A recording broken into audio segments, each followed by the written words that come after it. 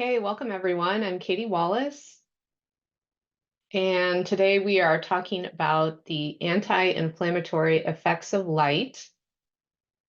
I'm a naturopathic doctor with Human Nature in Madison, Wisconsin.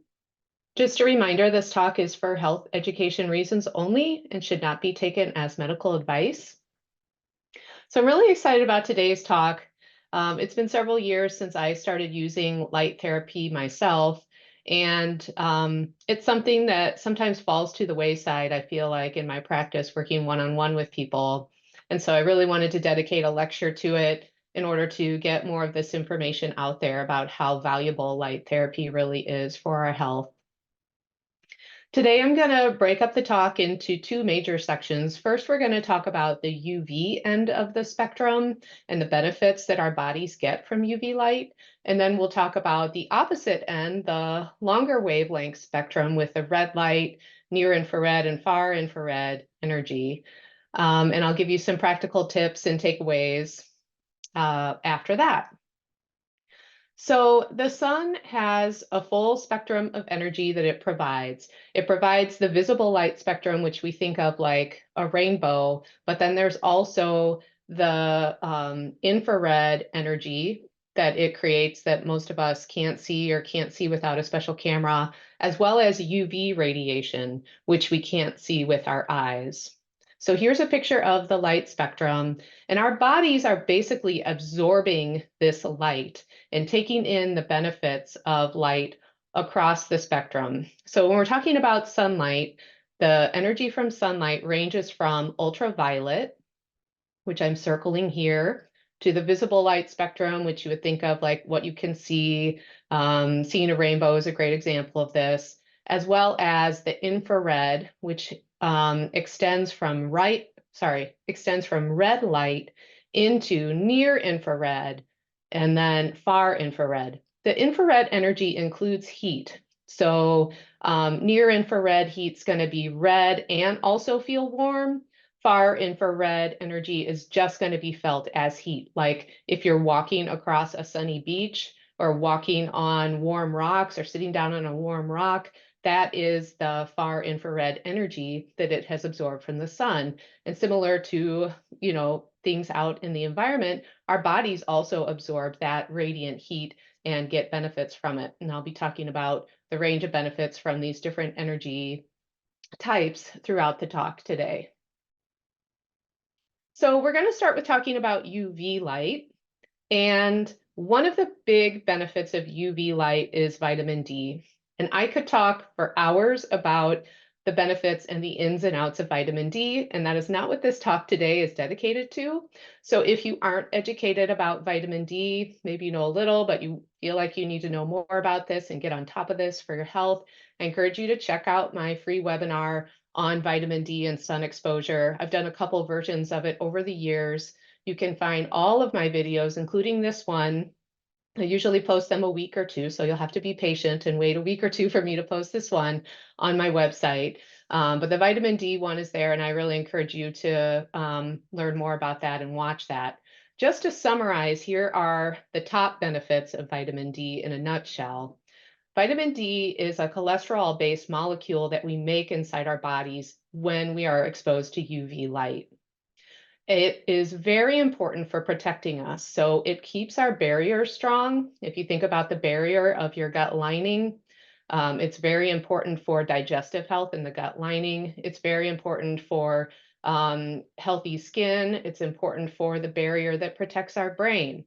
So any cognitive issues, mental health issues, digestive issues, immune system issues, all very much need to have adequate amounts of vitamin D in order to overcome those issues. And I often find in my work with people, I've been working with people one-on-one for 18 years, that low levels of vitamin D correlate with a whole host of different issues that people are experiencing.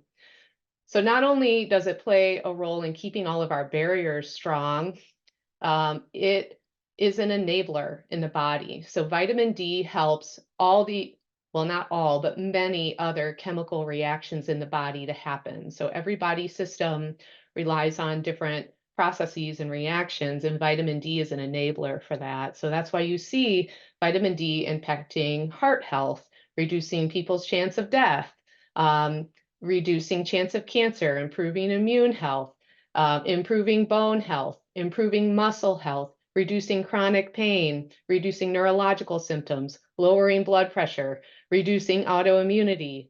So you get the idea. Vitamin D is very, very important. The key takeaway I want you to get from my talk today is that a vitamin D from a supplement is not going to be as good as making vitamin D from the sun. And as a resource for this, you might want to check out Dr. Alexander Wunsch's recording. He's a doctor of medicine. Here's a picture of an excerpt from a YouTube that you could just look up this YouTube Sunlight and Health Update from 2021 and see his talk, talking to other scientists about the new findings on vitamin D and the light spectrum and its impact on health in general. So what's important here is what I've circled in green.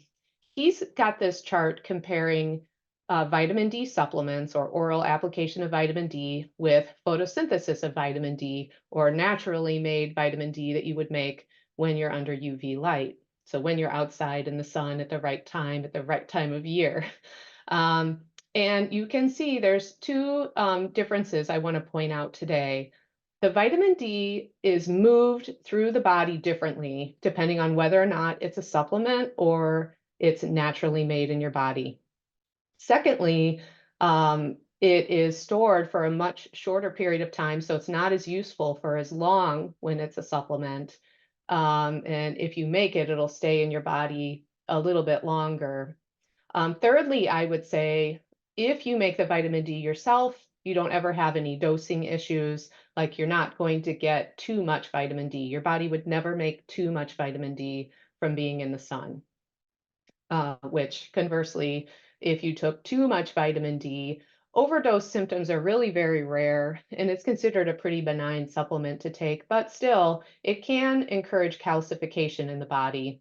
That's why when people do insist on a supplement, I recommend, or they're in a situation where they just really need the supplement, I recommend taking it with vitamin K.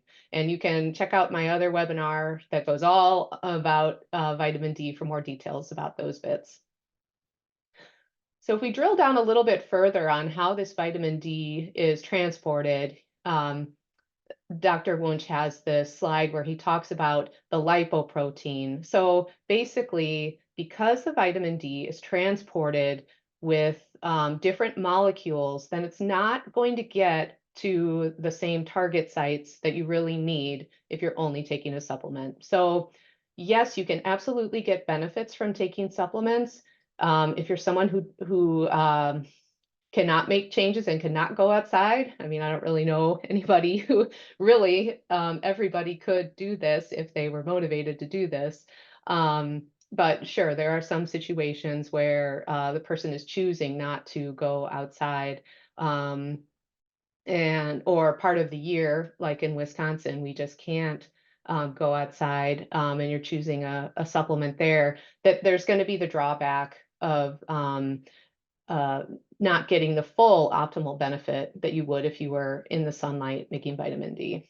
So just to summarize, vitamin D that you make in your body is more likely to get where it's needed. So you're going to get much bigger benefit if you make it than if you supplement. And if people have questions, feel free to put them in the chat. I'll be happy to answer them at the end. So it turns out that there's many benefits to vitamin D, and some of what he's talking about is starting to play out in different studies with vitamin D.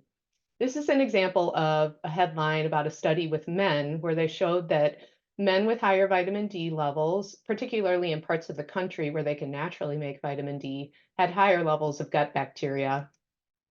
This study, I think, is really fascinating. In this study, they took women and they had one group of women who were exposed to UV light and they made their vitamin D that way. And then they had another group of women who took a supplement And what they found was that they both improved their vitamin D levels, but the women who made the vitamin D from the light had healthier gut biota and more gut diversity at the end. So if you missed my talk about gut diversity from a month or two ago, that's available on my website about why that would be important. But increased gut diversity is very important for a number of different health reasons. Here's another study where they showed that using a UV light was very helpful in modulating the gut biome. So in other words, it helped bring about improvements to more healthy bacteria in the gut biome.